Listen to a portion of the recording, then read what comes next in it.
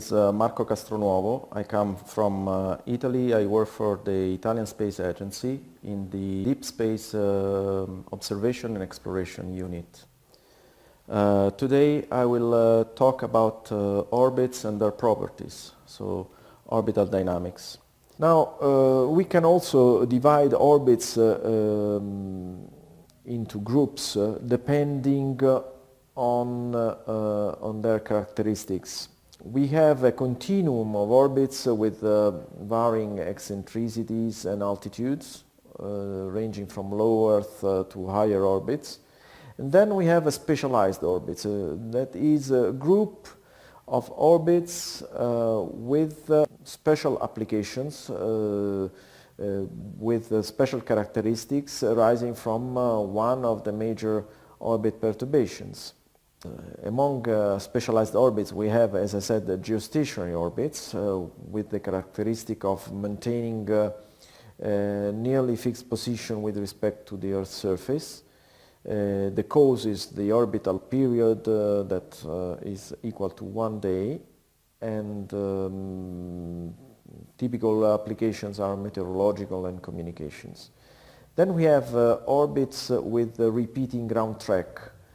The characteristic is the fact that the ground track repeats after a certain number of integer number of orbits in an integer number of days.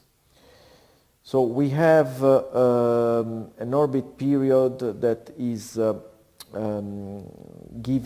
can be given as a ratio of two integer numbers n and k. These are used especially for remote sensing, Earth observation and meteorological applications. We have sun-synchronous orbits where the orbit plane maintains almost fixed relative to the Sun. The fact that causes this effect is the use of the J2 effect, in a wise way, so to have a rotation of the desired rate, and the applications are almost completely devoted to remote sensing of the Earth. Another specialized orbit is the Molniya orbit, where you have apogee and perigee fixed in space, so the line of apsis is not rotating with time, and this is obtained with a specific value of the inclination that is called critical inclination, equals to 63.4 degrees. And it can be seen that the cause is the use of the J2 with a given value of the inclination, and the use is communications at higher latitudes, especially used by the Russians. So geosynchronous orbits are the simplest and most used specialized orbits. By far they cover the main part of the commercial activity in space. Half of the spacecraft launched are in geosynchronous orbit, and they are used for most of communications like TV broadcast and intercontinental communications. The period of satellites in lower orbit is, as I said at the beginning, approximately 90 minutes. And according to Kepler's third law, increasing the altitude, the orbital period increases also. And at an altitude of 35,786 kilometers, the period becomes exactly 86,160 seconds, which is just the rotation period of the Earth relative to the fixed stars. This is called sidereal day. In fact, the period of rotation of geosynchronous satellite is not what is called a solar day, that is 24 hours, 86,400 seconds, but the sidereal day, because we must take into account the rotation of the Earth around the Sun during this period. So what we want is exactly to have the same angular velocity of the Earth around its own axis. So this means the satellite is geosynchronous. Geostationary orbit is geosynchronous, but is also equatorial, so it has an inclination equal to 0, and is perfectly circular, or nearly circular, so it's 0 eccentricity. So when a satellite is in geosynchronous orbit and has an inclination equal to 0 and an eccentricity nearly 0, it remains indefinitely over a fixed point on the Earth equator. And so to classify geostationary satellites, it is sufficient to state their longitude, the longitude of their sub-satellite point, because these defines completely all the orbital parameters. Now, some perturbations cause a geostationary satellite to drift from the desired orbit position, and therefore periodic maneuvers to maintain the position are required, sometimes as frequently as once per week. Geostationary satellites are given a slot of operations.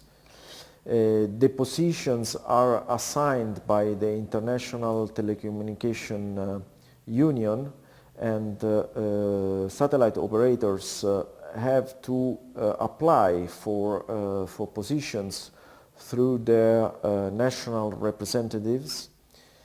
And this is posing also a problem to countries that are not accessing space in present days, as they were concerned about the possibility for the future to access space and to be granted geostationary positions useful for their countries. Of course, some positions are more valuable than others and are very crowded by satellites. In some positions you have satellites just at a distance of maybe 10 kilometers one from the other, and these have to be controlled very precisely to avoid collisions. In real life, an orbit is never exactly circular nor equatorial, so you don't have exactly an eccentricity equals 0 or an inclination equals 0. So you have some residual eccentricity and inclination, and the path of the satellite as seen from the center of the Earth, so the track on the surface, will be a figure 8, or also called analemma, with the following dimensions. You have an 8 that is plus minus the inclination, width, depending on the inclination, is 1/4 of the inclination times the sine of I. While the small eccentricity considering for the moment the inclination equals 0, will produce a motion eastward-westward with a cycle, one cycle per orbit. The amplitude of this oscillation will be plus minus 2 times the eccentricity. So in most cases the effect of the eccentricity is larger than the effect of the inclination. So you will have in most cases an 8 figure with inclined 8 figure with a height of plus minus I and a width of plus minus 2 times E. We can say in some animations the effect of residual inclination and eccentricity in specific cases. For example, we see when we have just inclination and perfectly circular orbit. So we put ourselves in as an observing point fixed with the Earth. So this is a rotating reference frame, and you can see that the inclination is causing this 8 figure, and you see that it is in longitude exactly depending on the inclination value. So if on the other hand we consider just presence of eccentricity, so we have perfectly equatorial orbit, but not perfectly circular. We have an eccentric orbit. Still in the reference frame rotating with the Earth, we see that the sub-satellite point moves eastward and westward since the velocity of the satellite, as we know, is not constant on an elliptical orbit. So there are parts of the orbit where the satellite velocity exceeds the angular velocity of the Earth, and parts where it is lower than the angular velocity of the Earth. So this, in the relative motion, produces this oscillating motion on the surface of the Earth. Of course, considering inclination equals to 0, this track is completely over the equator.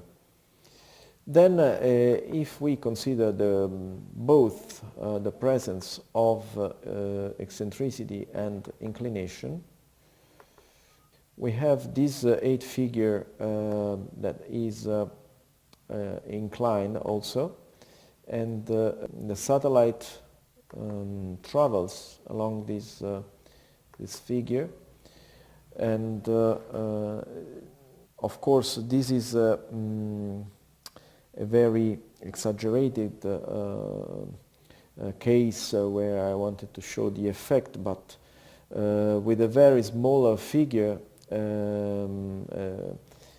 this is exactly the track that is followed by real geostationary satellites. You see the period is of course synchronous with the one of the Earth, but these residual values cause the sub-satellite point to move, not to stay fixed on the equator.